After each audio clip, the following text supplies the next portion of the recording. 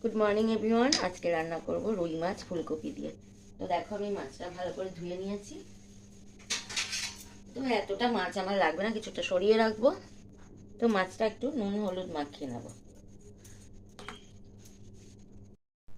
দেখো আজকে আমি রুই মাছটা রান্না করব। তো গ্যাসে বসিয়েছি কড়া, আর ওতে দিয়েছি একটু তেল।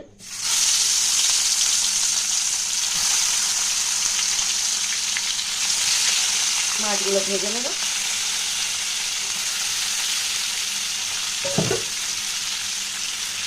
মশলা বাটবো, দেখো আদা রসুন লঙ্কা জিরে আর পেঁয়াজ। এই দেখো মাছটা ভাজা হয়ে গেছে, তুলে নেব। মাছ ভেজে তুলে নিয়েছি, দিয়ে দিচ্ছি একটু এর মধ্যে জিরে আর তেজপাতা। মাছ ভাজার তেলে আমি রান্নাটা করে নেবো। দিয়ে দিচ্ছি একটু আলু, আর দিয়ে দেবো ফুলকপি। ফুলকপিটাও আলুর সাথে ভেজে নেবো।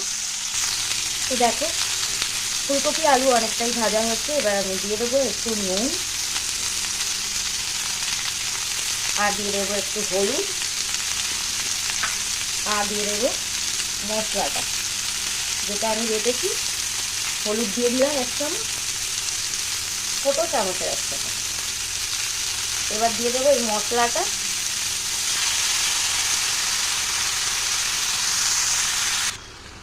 মশলাটা এবার কষিয়ে নেব।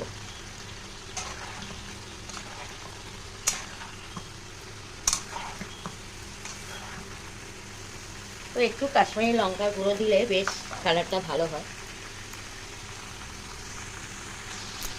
রান্নার মেন পার্ট সবজিটাকে ভালো করে ভাজা আর মশলাটাকে ভালো করে কষানো, না হলে কিন্তু রান্না একদম বিগড়ে যাবে।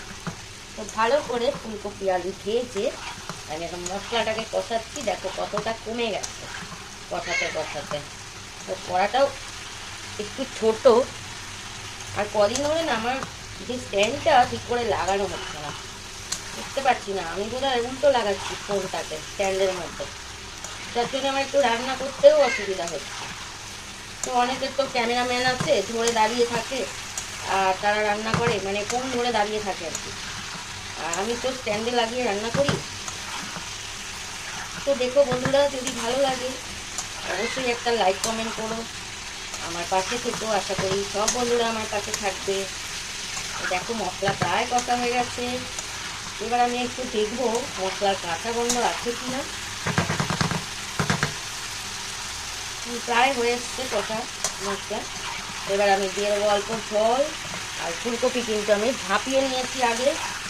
ফুলকপি আমি সবসময় রান্না করলে আগে একটু গরম জলে ভাপিয়ে নিই। একটু ভাপিয়ে নিলে অনেক ভালো, তাড়াতাড়ি সিদ্ধও হয়ে যায়, আর কিছু ময়লা থাকলে বেরিয়ে যায়। আর একটু, যেটা সত্যি কথা, একটু গ্যাস ট্যাসগুলোও কম হয়। তো তোমরা কী করে রান্না করো আমাকে একবার জানিও। আর আমার রেসিপি যদি ভালো লাগে লাইক কমেন্ট অবশ্যই করো। তো দেখো বকবক করতে করতে মশলা প্রায় কষা হয়ে যাচ্ছে। এবার আমি জল দিয়ে দেবো। হ্যাঁ, আজকে কিন্তু আমি এর মধ্যে একটা জিনিস দিতে ভুলবো না,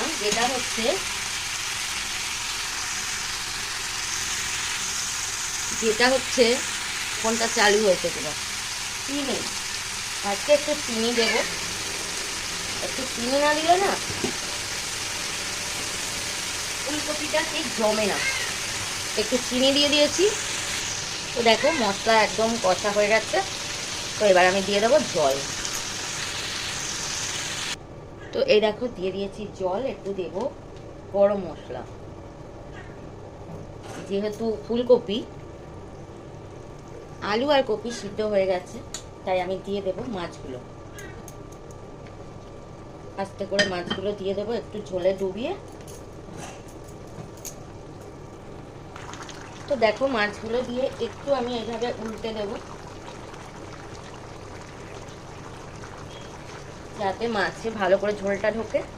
খুব বেশি ঝোল রাখবো না, তাই আমি একটু অল্প জল দিয়েছি। কিছুক্ষণ ফুটলেই রেডি হয়ে যাবে ফুলকপি দিয়ে রুই মাছের ঝোল। তো ভিডিও যদি ভালো লাগে লাইক কমেন্ট করো বন্ধুরা। টাটা। আজকে ঝোলটা কিন্তু বেশি রাখিনি, একদম মাখা মাখা, দারুণ লাগবে। তো দেখো রেসিপিটা।